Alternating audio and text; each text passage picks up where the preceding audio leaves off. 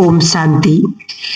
भोजन बनाने वाला यदि स्वच्छ मन, स्वच्छ तन और स्वच्छ स्थान से परमात्मा की याद में भोजन बनाए, परमात्मा को अर्पित करके सभी को खिलाए, तो खाने वालों के विचार भी शुद्ध और श्रेष्ठ हो जाएंगे, उनकी मनोवृत्तियां शुद्ध हो जाएंगी। कहते हैं ना, ऐसे ब्रह्मा भोजन के लिए तो देवता भी तरसा करते हैं। ऐसे ब्रह्मा भोजन खा करके ब्राह्मण देवता बने हैं। भोजन बड़े स्नेह से खाना है कि परमात्मा हमें भोजन खिला रहा है। इस विषय पर राजयोगी भ्राता ब्रजमोहन भाई साहब अपना अनुभव इस प्रकार करते हैं। किसी ने पूछा कि भाई जी, साकार बाबा अन्न के प्रति किस प्रकार के डायरेक्शन देते थे, हमें कैसे खाना है, क्या बनाना है? तो उत्तर है, ईश्वरीय यज्ञ का एक मौलिक नियम है कि अन्न का मन पर बहुत बड़ा प्रभाव पड़ता है। साकार बाबा, ब्रह्मा बाबा इस बात पर बहुत ध्यान देते थे कि क्योंकि हमें मन को शुद्ध करना है, मन को कंट्रोल में लाना है, तो ऐसा कोई भोजन नहीं लेना चाहिए जिससे आपका मन आउट ऑफ कंट्रोल हो। उसके लिए बाबा मलिक्स का भोजन शब्द यूज करते थे। इसको कहते थे बाबा मांसाहार है, नशा करना। ये चीजें मन को तमो प्रधान बनाती हैं, दूषित करती हैं। जब 1936-37 में यज्ञ स्थापन हुआ तो बाबा कहते थे कि बाबा के बच्चे ब्राह्मण के बच्चे हैं और ब्राह्मणों का पहला कर्तव्य है शुद्धि। बाहर में भी शुद्धि रखना और अंदर में भी शुद्धि रखना। बाहर की शुद्धि के लिए बाबा कहते हैं, कोई भी व्यक्ति टॉयलेट जाता है तो उसको स्नान करना बहुत आवश्यक है। बिना स्नान किए व्यक्ति अशुद्ध है। बाबा ने प्याज लहसुन खाने को भी मना किया हुआ है। बाबा कहते हैं, इनके अंदर कुछ ऐसे तत्व होते हैं जो मन को उत्तेजित करते हैं। प्याज को जब व्यक्ति काटता है तो उसकी आंखों में आंसू आ जाते हैं। इसे पता लगता है कि विषैला फ्रूट क्यों कहते हैं। बासी भोजन को भी बाबा मना करते थे। बाबा ये भी कहते थे कि यज्ञ का कड़ा दाना बहुत बहुत वैल्यूबल है। बाबा कहते हैं, एक तो भोजन में पड़ने वाली वस्तुएं सात्विक होनी चाहिए, दूसरी जो बनाने वाले व्यक्ति का भी बहुत बड़ा असर पड़ता है। बाबा खास तौर पर के ध्यान खिलाते थे कि भोजन बनाने वालों की यही सेवा है कि वो योगयुक्त होकर के परमात्मा की याद में सब्जी काटें तब दाल बनाएं। बाबा कहते थे कि भोजन तैयार हो जाता है तो उसको शिव बाबा को भोग लगा करके, ताकि उसमें शक्ति आ जाए। नॉर्मल भोजन में नॉर्मल शक्ति रहती है, लेकिन परमात्मा की याद से एक अलौकिक शक्ति भरती है जो मन को शुद्ध करती है। फिर बाबा कहते थे कि जब खाएं तो खाते समय भी खास ध्यान रखें कि हम अपने शरीर के द्वारा मन को भी ईश्वरीय प्रसाद खिला रहे हैं। उसी ध्यान में रह करके खाएं, बाबा की याद में खाएं, बातचीत ना करें। ऐसा भोजन भी एक प्रकार से आत्मिक शुद्धि का बड़ा साधन है। बीच बीच में हफ्ते में एक बार बाबा खुद बच्चों के साथ भोजन करते थे, ताकि आप सब देख सकें कि बाबा किस प्रकार से भोजन करते हैं। बाबा कहते थे, रॉयल्टी यही है, एक बार लिया दूसरी बार नहीं लेना चाहिए। बाबा कहते हैं, इकोनॉमी रखनी है, जितना भोजन चाहिए उतना ही लेना है और उसको खाना भी है। बहुत स्नेह से खाना है कि परमात्मा हमको खिला रहा है। बाबा दिखाने के लिए खुद भी बच्चों को एक एक गिट्टी खिलाते थे। वैसे तो हर विशेष दिन विशेष भोग लगता था, उसके अलावा गुरुवार को खास रखा हुआ था। विशेष भोजन को भोग के रूप में बनाया जाता था, भोग लगा करके खाया जाता था। दुनिया में लोग ब्रह्म भोजन करते हैं या ब्रह्म भोज करते हैं, उसका अर्थ लेते हैं अच्छा भोजन खाना, लेकिन वास्तव में इसका नाम है ब्रह्मा भोजन, अर्थात ब्रह्मा के द्वारा भोजन करने की जो विधि सिखाई गई वो बहुत ही सुंदर है। इस पर बहुत बातों पर ध्यान देना है। जैसे भोजन की मात्रा में कितना भोजन करना है और भोजन खाते समय कितना अनासक्त रह सकते हैं। बहुत ही स्वादिष्ट भोजन सामने आ गया तो उसको खाते समय हमारा क्या मन आसक्त तो नहीं हो गया। तो बीच बीच में अपने को चेक भी करना है। एक बार भोजन में खीर भी मिल रही थी, सांभर भी मिल रहा था। एक बहन ने कहा कि मेरी खीर वापस कर लो और मुझे 2 पापड़ दे दो। तो उन्होंने वापस कर लिया और उसके मन में शाम को संकल्प आया कि मैंने ठीक किया या नहीं।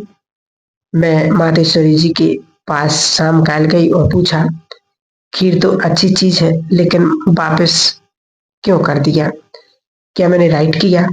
मातेश्वरी जी ने यही उत्तर दिया कि ये नहीं देखना है कि तुमने पापड़ लिया या खीर ली, तुम्हें फील हो रहा है ना कि पापड़ में तुम्हारी आसक्ति है।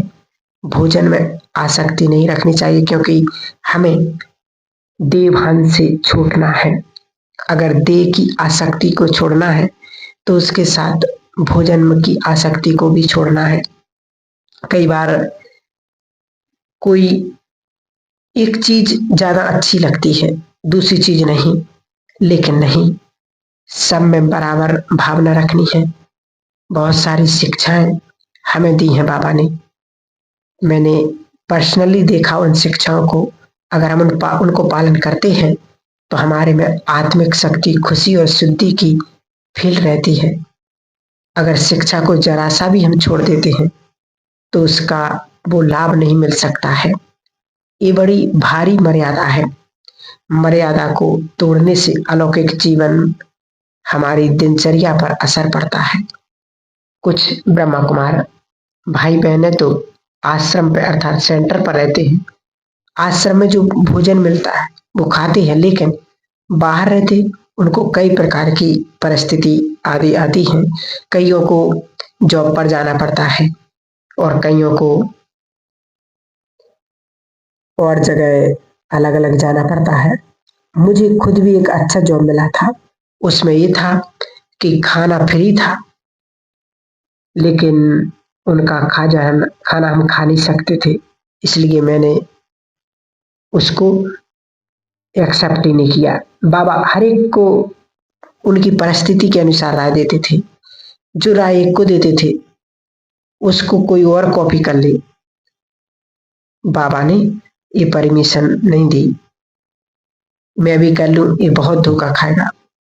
बाबा कहते थे कि मैं हर परिस्थिति को देख करके उनको गाइड करता हूँ। कई बच्चों को शादियों पर जाना पड़ता है, रिश्तेदारियां हैं, जाते हैं, तो क्या करें? तो बाबा कहते थे, हाँ वहां बाबा को याद करके फल खा सकते हो, तुम्हारी शुद्धि भी रहेगी। भोजन के पास जाओगे, उनके पास भी जाओगे तो वो बाबा की सेवा होगी। वो भी कहेंगे कि वे नियम के बड़े पक्के हैं। आपके रिश्तेदार भी कहेंगे, हम क्या अशुद्ध हैं? हमारा हमारा हमें शूद्र समझते हो क्या? हमारा भोजन नहीं खाते। लेकिन जब वे देखेंगे कि नियम और मर्यादा का पालन करते हैं तो उनके अंदर भी रिस्पेक्ट बढ़ता है। ऐसे नहीं कि हम उनके लिए ढीले हो जाएं। हमारा नियम बहुत इम्पोर्टेंट है। मैं अपनी प्रैक्टिकल अनुभव बताता हूँ। मैं चार्ट्स अकाउंटेंट एक कंपनी में जॉब करता था, जो मैं कभी कभी ऑफिसर्स की मीटिंग में हिस्सा लेना पड़ता था। वहां मुझे चाय बिस्कुट आदि भी देते थे, लेकिन मैं नहीं लेता था। ऑफिसर पूछते थे ऐसा क्यों करता है? मैंने ब्रह्मा बाबा को लेटर लिखा कि बाबा ऐसी ऐसी परिस्थिति है। बाबा ने कहा तुम योग में रह करके चाय पी सकते हो और बिस्कुट खा सकते हो। जब बाबा मुझे लेटर लिख रहे थे उस समय यज्ञ के अकाउंट डिपार्टमेंट इंचार्ज हमारे रमेश भाई, जो चार्टेस्ट अकाउंटेंट थे, पास में बैठे थे। उन्होंने बाबा से कहा कि बाबा मैं भी चाय पी सकता हूँ? तो उन्होंने कहा कि बाबा हमारे क्लाइंट चाय लेने के लिए कहते हैं। तो बाबा ने कहा नहीं। उसने पूछना कि मैं भी चार्टेस्ट अकाउंटेंट हूँ, आप उसमें उसको लिख रहे हो कि पी सकते हो। तो देखो बाबा ने कहा उसकी नौकरी है वहां, वो ऑफिसर्स के नीचे है और तुम फ्री हो, तुम क्लाइंट के साथ नहीं, तो तुम्हारा क्लाइंट कुछ भी नहीं बोलेगा। इस प्रकार से बाबा फर्क बताते थे। हमारी कंपनी गवर्नमेंट की है, एक बहुत बड़ी फर्टिलाइजर फैक्ट्री थी। फर्स्ट टाइम हड़ताल हुई और हड़ताल में गवर्नमेंट में कहा कि कंपनी को वर्कर चलाएंगे कुछ वर्ष के लिए और सारी ऑफिसर्स उस कंपनी में जाएंगे और जो कुछ संभाल सकता है वो संभालेगा।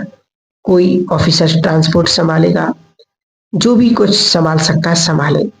सभी ऑफिसर्स को एक जगह बुलाया और हमारा जो टॉप जनरल मैनेजर था उसको सबको भेजा, मुझे भी बुलाया,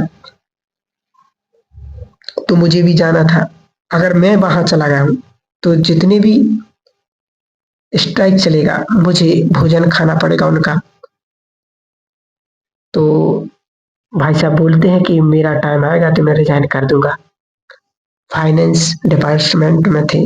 जब मेरी बारी आई तो जनरल ने कहा कि फाइनेंस का एक व्यक्ति बाहर रहना चाहिए। इस प्रकार से मुझे बाहर रख लिया गया। 28 दिन पर स्ट्राइक चली और 28 दिन सारे मैनेजर्स उसके अंदर थे और मैं बाहर उस डिपार्टमेंट में। तब मैंने देखा कि ईश्वरीय नियम का पालन करने से कितना फायदा होता है। जो इस नियम का पालन करता है उसके अंदर की शक्ति बढ़ती है, उसकी आत्मिक शुद्धि होती है। फिर पूछा भाई भाई जी, क्या बहुत सारी आत्मा जो चोला बदल लेती हैं उनके लिए भोग लगाते, इसके पीछे क्या रहस्य है? तो कहा कोई भी आत्मा जो लौकिक में आपके रिश्तेदार या किसी भी प्रकार की संबंधी थी या मित्र थी या सेंटर में रहती थी, जब वह शरीर छोड़कर चली जाती है तो आपको उसकी स्मृति आती है, क्योंकि आप उसके साथ रहे हुए हो। उसकी स्मृति को आने से बंद तो करना है। दुनिया में कई आत्माएं गईं, आत्मा के नाम पर कर्म करते, पुण्य करते, किसी के नाम से हॉस्पिटल में कमरा बनवा देते हैं। बाबा ने कहा हुआ है कोई भी आत्मा चली जाए तो आप उससे डायरेक्ट कनेक्शन नहीं रख सकते हो, वो हो ही नहीं सकता है। अगर आप उसको कुछ पहुंचाना है, वाइब्रेशन आते हैं, शांति पहुंचानी है, संतोष पहुंचाना है, तो केवल शिव बाबा के द्वारा कर सकते हो। जैसे इंटरनेशनल फोन होता है ना, उसके नंबर लगाने से आप सारे विश्व को बात कर सकते हो। बाबा ने कहा यही एक विधि है, जो भोग इस तरह से जाते हैं उनके लिए भोग लगाते हो। इससे लगाने वाले को भी आत्मिक शुद्धि होती है। जिस आत्मा के निमित्त भोग लगाया उस आत्मा की भी शुद्धि होती है और उनके लिए बाबा भोग लगाते हैं। तो इसका प्रकंपन पहुंचता है, ये इसका रहस्य है। दूसरा प्रश्न पूछा कि क्या वह आत्मा भोजन स्वीकार करती है? उत्तर, आत्मा भासना लेती है, भोजन तो शरीर खाता है। वह आत्मा तो शरीर रहते चली गई, वह सिर्फ भासना लेती है। हम बाबा को भोग लगाते तो क्या बाबा भोग खाता है? भासना लेता है, तो भासना पहुंचती है। इस प्रकार से बाबा को भोग लगा करके अपने दिल की आवाज पहुंचा सकते हैं। फिर बाबा पूछा कि बाबा सिखाते हैं कि भोजन रॉयल तरीके से करना चाहिए। बाहरी रूप से क्या चीजें हैं जो जिसका हम ध्यान रखें? तो बचपन में कई बार बोलते थे कि हाथ गंदा नहीं होना चाहिए, ये तो बाहर की बात है, दुनिया की चीजें। दुनिया में तो आध्यात्मिकता नहीं है, उन्होंने बाहर के नियम बना दिए। और बाबा ने कहा कि पूरी कटोरी से हमें दाल खानी चाहिए।